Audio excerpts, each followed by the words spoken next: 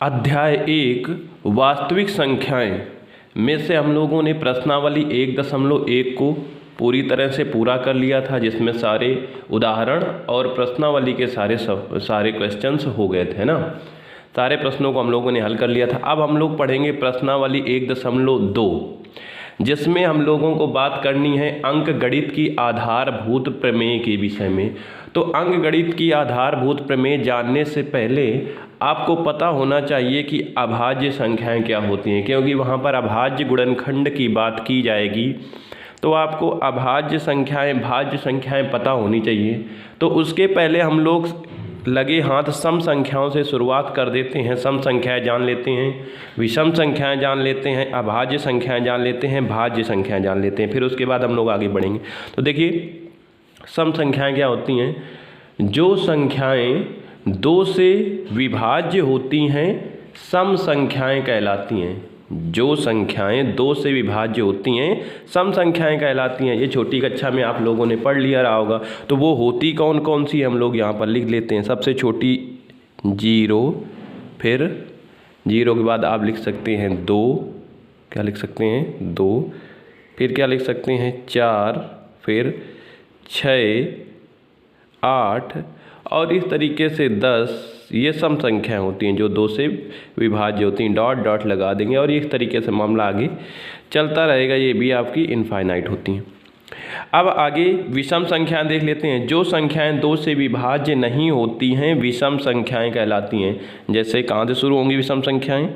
1, 3, 5, 7, 9, 11 dot dot हमारा ये जाएगा, ये भी जाएंगी इनफाइनाइट तक। इसी तरीके से चलती रहेंगी संख्याएं आगे तक। तो ये हमारी हो गई विषम संख्याएं। परिभाषा क्या होती है? जो संख्याएं 2 से विभाज्य नहीं होती विषम संख्याएं कहलाती हैं। अब आगे बात करते हैं हम लोग अभाज्य संख्याओं की।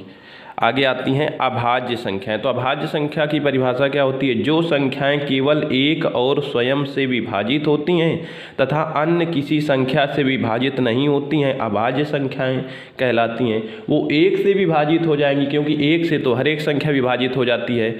इसके बाद वो स्वयं से विभाजित हो जाएगी। जैसे 11 है, अगर जो आपने लिखा संख्या 11, तो 11 क्या है? 1 से भाग जाएगा उसमें और 11 स्वयं से जाएगा और किसी संख्या से भाग तो जाएगा नहीं।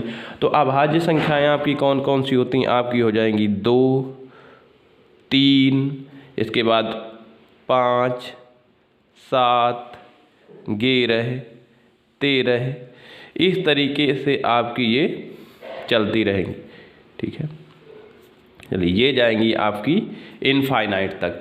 तो अभाज्य संख्याएं क्या होती हैं? जिनमें स्वयं से भाग जाए या फिर एक से जाए वे संख्याएं हमारी अभाज्य संख्याएं कहलाती हैं। सबसे छोटी अभाज्य संख्या 2 होती है, 3, फिर उसके बाद 5, 7, 11, 13 इस तरीके आगे चलता रहता है। अगर जो पूछे सबसे छोटी सम अभाज्य संख्या तो वो भी 2 होगी। अगर जो पूछे सबसे छोटी विषम अभाज्य संख्या तो वो आपकी 3 हो जाएगी। चलिए अब एक चीज़ और जान लेते हैं इसमें कि 1 से 100 तक, 1 से 100 तक हमारी अभाज्य संख्याएं होती हैं 25।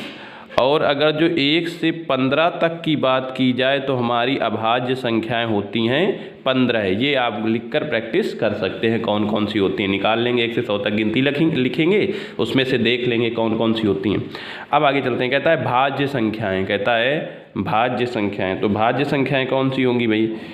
तो भाज्य संख्याएं जो संख्याएं एक और स्वयं के अलावा किसी अन्य संख्या से भी विभाजित होती हैं भाज्य संख्याएं कहलाती हैं। यानी वो 1 से विभाजित हो जाए और स्वयं से विभाजित हो जाए, उसके अलावा अन्य किसी संख्या से विभाजित हो जाए। जैसे मान लीजिए आपने उठाया 10, तो ये 1 से भी विभाजित हो जाएगी और आपकी 1 से विभाजित होने के बाद 10 स्वयं से विभाजित हो जाएगी, उसके बाद 2 से भी हो जाएगी, 5 से हो जाएगी। तो यही हमारी परिभाषा है। जो संख्याएं एक और स्वयं के अलावा किसी अन्य संख्या से भी विभाजित होती हैं अभाज्य संख्याएं कहलाती हैं। अब अभाज्य संख्याएं आपकी होंगी कौन कौन सी?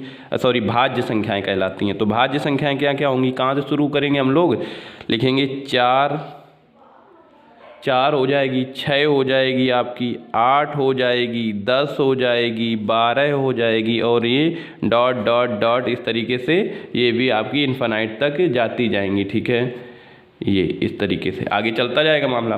तो अगर जो आपसे पूछे सबसे छोटी भाज्य संख्या कौन सी होती है, तो सबसे छोटी भाज्य संख्या हमारी 4 होती है। सबसे छोटी भाज्य संख्या 4 होती है। चलिए, और एक चीज़ इसमें रहेगी, 8 के बाद आप लोग इसमें से 9 भी इंक्लूड कर सकते हैं, क्योंकि 9 भी एक क्या है, 9 भी एक हमारी भाज्य संख्या है। क्यों, उसमें 3 से भाग चला जाएगा, है कि नहीं, और 3 के अलावा फिर 1 से भी जाएगा स्वयं से, और 9 से भी जाएगा। तो हम लोग 4 लिखते हैं, 6, 8, 9, 10, 12, 9 को भी इंक्लूड करेंगे। अगर जो अब आपसे पूछता है कि सबसे छोटी, अगर जो समभाज्य संख्या पूछता है तो उसका उत्तर 4 होगा। सबसे छोटी विषम भाज्य संख्या पूछता है तो उत्तर आपका 9 होगा। और अगर जो पूछता है सबसे छोटी भाज्य संख्या, तब भी उत्तर आपका 4 होगा। चलिए, ये तो हो गया हमारा भाज्य संख्याओं के बारे में, क्योंकि हम लोगों को जो पढ़ना है इसमें अंक गणित की आधारभूत प्रमेय, उसमें से आपको भाज्य और अभाज्य पता होना आवश्यक है। अब उसमें बात आएगी गुणनखंड की, तो हम लोग पहले जान लेते हैं गुणनखंड होता क्या है। तो सबसे पहले साधारणतः अगर जो आपने जैसे मान लीजिए लिया 12, तो अगर जो इसके गुणनखंड करने को कहे जाएँ तो गुणनखंड आप किस तरीके से कर सकते हैं। आप कह सकते हैं 3 चौके 12 कर सकते हैं कि नहीं। भाई आपसे अभाज्य गुणनखंड करने को नहीं कह रहा है, आपसे केवल ये कह रहा है कि आप गुणनखंड करिए, तो 3 चौके 12 कर सकते हैं आप। अगर जो आपसे कहे अभाज्य गुणनखंड करिए, तब बात दूसरी हो जाती है। इसका एक मेथड और आप इसको एक तरीके से वो कर सकते हैं, 6 दूनी 12 भी कर सकते हैं। ये भी भाई इसके गुणनखंड हुए, है कि नहीं। अगर जो आपको सपोज दैट 30 दे रखा है उसने, तो आप क्या कर सकते हैं, 15 दूनी 30, है ना, या 15 गुणे 2 लिख सकते हैं इसको, या 10 तिहाई 30 लिख सकते हैं, 10 गुणे 3। तो ये तो बात हो गई गुणनखंड की। तो गुणनखंड कई तरीके से हो सकता है कि नहीं। लेकिन अब आपसे जो कहेगा वो कहेगा अभाज्य गुणनखंड। अभाज्य गुणनखंड आपने बहुत ही छोटी कक्षाओं में उसको पढ़ रखा है। अगर जो आपका कहता है अभाज्य गुणनखंड, तो आपको 4ठी 5वीं कक्षा में सिखा दिया जाता है अभाज्य गुणनखंड। मान लीजिए आपका ये 12 है, इसके अभाज्य गुणनखंड करने हैं, तो सबसे पहले आपके गुरुजी ने आपको बताया होगा या मैम ने आपको बताया होगा कि सबसे पहले 2 से काटेंगे। जब 2 से नहीं कटेगा तब आगे बढ़ेंगे। तो 2 से काटा हम लोग, 2 6 के 12। अभी भी देखिए 2 से कट रहा है, तो 2 से फिर काटेंगे, तो 2 3 6, फिर 3 एकम 3। फिर क्या करें, अगर जो सपोज दैट हमने मान लिया यहाँ पर एक अंक और उठा लिया, यहाँ पर जैसे 30 लिया गया था तो 30 लिया हमने, तो 30 को 2 से काटेंगे, क्योंकि सबसे पहले 2 से काटते हैं, तो 15 आएगा, 15 दूनी 30। फिर आप 3 से काट सकते हैं, 3 5 15। फिर आप 5 से काट सकते हैं, 5 एकम 5। इतनी बात आपको समझ आ गई होगी, यहाँ तक आप लोग कर सकते हैं। चलिए, अब अभाज्य गुणनखंड का देखिए मतलब क्या होता है कि वो अभाज्य संख्याओं से ही उसको काट के देखते हैं संख्या को, यानी उसकी जो गुणनखंड होंगे वो अभाज्य संख्याओं के रूप में होंगे। 2 होगा, 3 होगा, 5 होगा, 7 होगा, इस तरीके से होंगे। चलिए, तो ये बात हो गई। अब आपको आपके गुरुजी ने या मैम ने एक चीज़ सिखाई होगी इसी अभाज्य गुणनखंड की सहायता से, लासा या मासा करना। देखिए 2 तरह से लासा या मासा किया जाता है। एक लासा की भी 2 विधियाँ होती हैं, भाग विधि से और गुणनखंड विधि से। मासा की भी 2 विधियाँ होती हैं, भाग विधि से और गुणनखंड विधि से। यहाँ हम लोग बात कर रहे हैं गुणनखंड विधि से। तो मासा बराबर आप अगर जो निकालने जाएंगे यहाँ पर, पहले तो लिख लीजिए कि गुणनखंड क्या क्या आया है। तो आपका देखिए 12 का गुणनखंड आया है, 12 का गुणनखंड आपका आया है 2 गुणे ये 2 गुणे 3, ये आया है।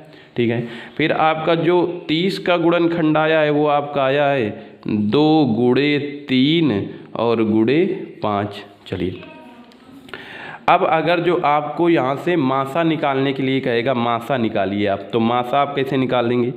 तो मासा में आप क्या करेंगे, आपको मासा निकालने के लिए बताया गया होगा, जो इनमें से दोनों में से कॉमन होगा वो आपका मासा होगा, यानी जो दोगलेपन का काम करेगा वही आपका मासा हो जाएगा। अब दोगलापन का काम कौन कर रहा है, यहाँ पर ये जो दोनों जगह सम्मिलित है, ये 2, ये आपका 2 जो है ये दोनों जगह सम्मिलित है, ये 2, और यहाँ पर ये 3 मामला गड़बड़ कर रहा है, ये दोनों जगह सम्मिलित है। ठीक है भाई, तो मासा बराबर आपका क्या हो जाएगा, मासा बराबर हो जाएगा 2 गुणे 3, 3 दूना 6, ये आपको बताया गया होगा। ठीक है। अगर जो आपसे लासा निकालने को कहे यानी एलसीएम कहे, ठीक है, तो आपको क्या निकालना पड़ेगा? देखिए जो कॉमन है दोनों में, जो उभयनिष्ठ है उसको एक बार लेंगे, जो कहीं नहीं है उसको भी ले लेंगे। अच्छा, तो ये दो देखते हैं कि इसमें दोनों में से कॉमन है, तो दो आपने इस तरीके से ले लिया एक बार। फिर ये दो बिना मतलब में उछल रहा है, अलग अलग घूम रहा है, तो इस दो को ले लिया हम लोगों ने, क्योंकि ये अलग है भाई, कॉमन वाला एक बार लेंगे भाई। दो व्यक्ति हैं, दो पार्टी में हैं, तो काउंट तो एक ही बार होगा वो, इसलिए इसको हम लोग एक बार लेंगे जो दोनों में होगा। जो अलग होगा तो उसको एक बार और ले लेंगे। इसके बाद ये 3 दोनों में है तो इसको एक ही बार लेंगे। फिर ये 5 अलग है तो इसको 5 को अलग लेंगे। तो हमारा लासा बराबर कितना आ जाए रहेगा, आप देखेंगे 2 दूनी 4, 4 3 12, 12 5 60। तो आपका लासा यहाँ से आ जाएगा 60। इतनी बात पढ़ने के बाद अब आपको एक चीज़ और याद आ रही होगी, लासा मासा और पहली संख्या दूसरी संख्या जो ली जाती है उनमें आपको एक संबंध बताया गया होगा। क्या बताया गया होगा? संबंध। तो वो संबंध क्या होता है हमारा, आपने छोटी कक्षाओं में उसको भी पढ़ लिया रहा होगा, उसको हम लोग यहाँ पर देखते हैं। तो वो होता है आपका पहली संख्या गुणे दूसरी संख्या बराबर मासा गुणे लासा, मासा गुणते लासा। यानी देखिए पहली संख्या गुणे दूसरी संख्या बराबर मासा गुणे लासा। आपको आवश्यकता पड़े इसको आप उल्टा लिख सकते हैं, मासा गुणे लासा बराबर पहली संख्या गुणे दूसरी संख्या। इसको पहले कर सकते हैं, इसको बाद में कर सकते हैं, इसको पहले कर सकते हैं, इसको बाद में कर सकते हैं। तो ये क्रम बदलना तो आपको यहाँ तक पता है। अब हम लोग देखते हैं कि ये प्रमेय सिद्ध होती है कि नहीं हमारी। तो पहली संख्या हमारी क्या थी? 12। दूसरी संख्या क्या थी आपकी? 30। देखिए और ये क्या था? मासा हमारा आया था 6 और ये लासा आया था हमारा 60। तो देखिएगा क्या होता है, तो 12 3 36, यानी ये हो गया आपका 360 और ये हो गया 6 रंग 36, यानी 6 गुणे 6 6 रंग 36, तो ये हो गया 360। तो दोनों चीज़ें हमारी देखिए दोनों तरफ से आ गई। तो ये आप लोगों ने कक्षा 5 में या 6 में पढ़ लिया रहा होगा। अब हम लोग इससे संबंधित अपनी जो समस्याएं हैं उनमें आते हैं, जो हमारा अपना कोर्स है उसमें आते हैं। ये तो बेसिक बात हो गई। तो उसमें सबसे पहले आपको आएगा कहता है अंक गणित की आधारभूत प्रमेयिका आपकी आएगी। अंक गणित की आधारभूत प्रमेय या अंक गणित की आधारभूत प्रमेयिका आप उसी कह सकते हैं या प्रमेय कह सकते हैं अपनी सुविधा अनुसार। तो देखिए अंक गणित की आधारभूत प्रमेय क्या होती है, ये दिया था कार्ल फ्रेडरिक गॉस ने। ये प्रमेय देने के कारण इनको गणित का राजकुमार कहा जाता है। चलिए देखते हैं क्या है कि अंक गणित की आधारभूत प्रमेय हमारी क्या कहती है। कहता है अंक गणित की आधारभूत प्रमेय कहती है कि प्रत्येक भाज्य संख्या को अभाज्य संख्याओं के गुणनफल के रूप में व्यक्त किया जा सकता है। यानी कोई भी भाज्य संख्या उसको अभाज्य संख्याओं के गुणनफल के रूप में व्यक्त किया जा सकता है, बिना यह ध्यान दिए कि अभाज्य संख्याएं किस रूप में आ रही हैं। यानी अभाज्य संख्याएं किस रूप में आ रही हैं, मतलब कहने का किस क्रम में आ रही हैं। किस रूप से का मतलब है किस क्रम में आ रही है, उनका क्रम क्या, ये बिना ध्यान दिए आप किसी भी भाज्य संख्या को अभाज्य संख्या के गुणनफल के रूप में लिख सकते हैं। लेकिन अभी आपने देखा कि आपके गुरुजी ने आपको मार मार के सिखाया था कि पहले 2 से काटेंगे, फिर 3 से काटेंगे, फिर 4 से नहीं काटेंगे, फिर 5 से काटेंगे, है ना। तो हम उसी हिसाब से हम लोग भी सीरियल से इनको लिखेंगे। जो छोटा वाला गुणनखंड होगा वो पहले, जो उससे बड़ा उसको बाद में, जो उससे बड़ा उसको और बाद में, ये क्रम होता है। लेकिन उन्होंने कहा कि अगर जो क्रम को ना ध्यान रखा जाए तब भी उनको आप किसी भाज्य संख्या को अभाज्य संख्या के गुणनफल के रूप में लिख सकते हैं। ये बात इन्होंने बताई। अब इतनी सी बात के लिए इनको गणित का राजकुमार कहा जाता है क्या, आप सोच रहे होंगे? नहीं, बिल्कुल नहीं। क्या होता है, इनको गणित का राजकुमार इसलिए कहा जाता है क्योंकि इन्होंने गणित में और भी बहुत सारे खोज किए। इसलिए इनको क्या है कि जैसे फिजिक्स में हमारे अल्बर्ट आइंस्टीन है और न्यूटन है, जैसे फिजिक्स में उनको स्थान प्राप्त हैं, तैसे इनको जो कार्ल फ्रेडरिक गॉस हैं इनको गणित में स्थान प्राप्त है। इतनी इंपॉर्टेंस है इनकी, किताब में आपके लिखा हुआ है, आप देखकर उसको पढ़ सकते हैं। चलिए अब इन्होंने जो कहा कि HCF का एक तरीका बताया। कहता है क्या होता है कि संख्याओं में प्रत्येक उभयनिष्ठ अभाज्य गुणनखंड की सबसे छोटी घात का गुणनफल आपका मासा होगा। क्या बताया कि संख्याओं में प्रत्येक उभयनिष्ठ अभाज्य गुणनखंड, जैसे मान लीजिए 2 संख्याएं आपने वहाँ पर ली हुई थी, आपने यहाँ पर क्या लिया हुआ था, 2 संख्या ली हुई थी, कहाँ गया, आपका ये है, ये रहा। आपने दो संख्या ली हुई थी, एक लिया था 12 और एक लिया था आपने 30। तो ये कह रहे थे कि संख्याओं में प्रत्येक उभयनिष्ठ अभाज्य गुणनखंड की सबसे छोटी घात का गुणनफल, यानी जो इनमें से उभयनिष्ठ हो उसकी सबसे कम घात वाला गुणनखंड लीजिए। तो उसको अभी हम डिटेल से बात करेंगे।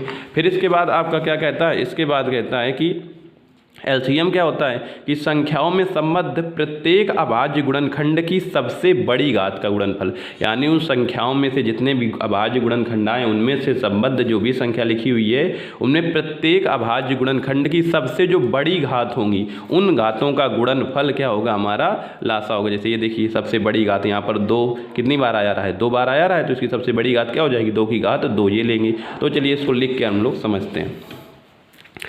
हम लोगों ने लिया हुआ है 2 ठो संख्या ली हुई हैं, एक 15 और 30। तो उसको जानने से पहले आप लोगों को एक सूत्र भी जान लेना चाहिए जो उन्होंने दिया है। कहता है माना 2 संख्याएं ए और बी हैं, तो सूत्र क्या होता है, जैसे छोटी कक्षाओं में आपने पहली संख्या गुणे दूसरी संख्या पढ़ा था, तो अगर जो संख्या ए बी मान ली गई हैं तो यहाँ पर ए गुणे बी हो जाएगा। फिर क्या हो जाएगा, HCF ऑफ ए बी, ए गुणे बी बराबर HCF ऑफ ए बी, यानी ए बी का मासा गुणे एलसीएम ऑफ ए बी, यानी ए बी का लासा।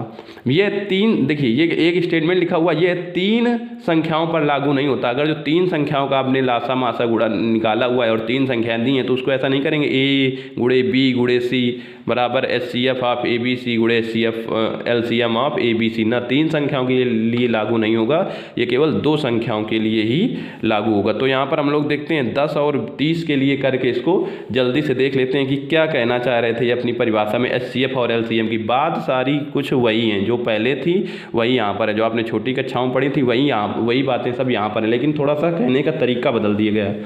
तो हम लोग देखते हैं, सबसे पहले लिखते हैं 12 बराबर 12 के आप गुणनखंड करेंगे तो कितना हो जाएगा, 2 गुणे 2 दूनी 4 तिहाई 12। तो कहता है इसको घात के रूप में लिखिए, तो घात के रूप में हम कितना लिख रहे हैं, 2 की घात 2 गुणे 3। फिर आपका क्या हो जाएगा, आपको लेना है 30, तो आपका 30 क्या हो जाएगा, तो 30 हो जाए रहेगा आपका 2 गुणे 2 तिरियन 6 पंजे 30, 6 पंचे 30। तो यानी आ गया 2 की घात 1, इसकी घात भाई 1 ही रहेगी, गुणे 3 की घात 1 गुणे 5 की घात 1। अच्छा, वहाँ पर आपको घात ये वाली 1 लगानी नहीं रहेगी, यहाँ समझाने की वजह से लगाई जा रही है कि हाँ इसकी घात 1 है। जब आप क्वेश्चन करेंगे तो एक घात वाली घात नहीं लगाएंगे, 2 वाली अपना लगाएंगे, क्योंकि 2 तो लगानी ही पड़ेगी। अब देखिए, अगर जो आपको यहाँ से इसका HCF निकालना पड़ रहा है, HCF अगर जो आप निकालेंगे, HCF निकालने के लिए आपको देखिए क्या करना पड़ेगा। HCF जब निकालेंगे यहाँ से तब क्या होगा, आपका कहता है कि HCF निकालने के लिए कह रहा था आपसे कि संख्याओं में प्रत्येक उभयनिष्ठ अभाज्य गुणनखंड, उभयनिष्ठ अभाज्य गुणनखंड देखिए उसकी सबसे छोटी घात, ठीक है। तो देखते हैं कि सबसे छोटी घात क्या है। उभयनिष्ठ गुणनखंड पहले तो देख लीजिए, तो ये 2 है, यहाँ पर भी 2 है और 3 है, दोनों हैं। तो कह रहा था उभयनिष्ठ गुणनखंड में सबसे छोटी घातों का गुणनफल, तो सबसे छोटी घात क्या है, यहाँ पर 1 है, ऊपर वाले में तो 2 है, नीचे वाले में 1 है, तो सबसे छोटी घात किसकी है, नीचे वाली की। तो इसको ले लेंगे 2 की घात 1 गुणे, अब यहाँ दोनों में बराबर है, 1 ही 1 है, अगर जो ज़्यादा होती तब कम वाली लेते, तो 3 की घात 1, यानी बराबर 3 दूनी आपका हो गया यहाँ से 6। यही बात LCM में देख लेते हैं। LCM की जो परिभाषा इन्होंने दी है करने की, LCM निकालने की, उसके हिसाब से क्या होगा। तो उन्होंने कहा LCM निकालने के लिए आपको अभी पढ़ाया गया था कि संख्याओं में संबद्ध प्रत्येक अभाज्य गुणनखंड की सबसे बड़ी घात, यानी जो भी गुणनखंड हैं उनकी सबसे बड़ी घात लेनी है। तो देखिए, अब संबद्ध गुणनखंड, इसमें उभयनिष्ठ नहीं कहता कि जो संबद्ध का मतलब कहने का है कि जो भी गुणनखंड दिए हैं, चाहे ऊपर वाली संख्या को चाहे नीचे वाली संख्या को, आपको उनमें से सबसे बड़ी घात निकाल के रख देनी है, बाकी सब छोड़ देना है। तो देखिए, यहाँ पर 2 है, यहाँ पर भी है, उससे कोई मतलब नहीं, लेकिन 2 की सबसे बड़ी घात ऊपर वाले में है, तो हम लोगों ने लिख लिया 2 की घात 2 गुणे।